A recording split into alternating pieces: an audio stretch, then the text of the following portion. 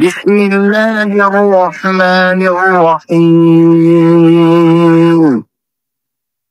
يا أيها المزمل قم الليل إلا قليلا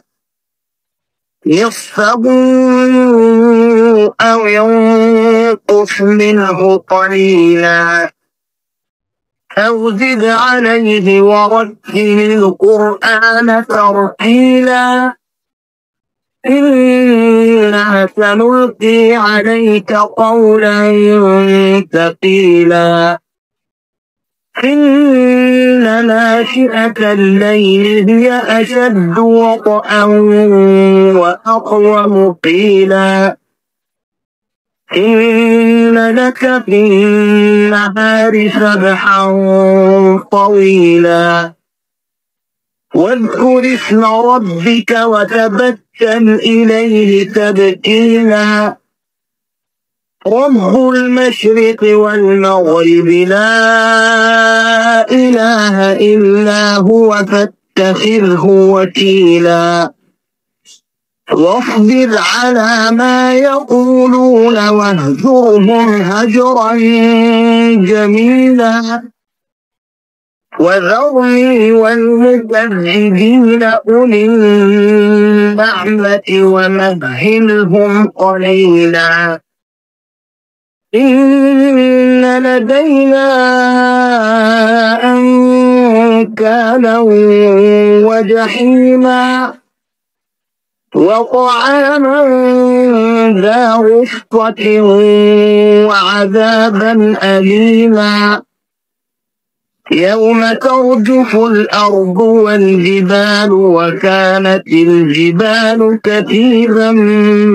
مهيلا إنا أرسلنا إليكم رسولا شاهدا عليكم كما أرسلنا إلى فرعون رسولا فعصى فرعون الرسول فأخذناه أخذا وبيلا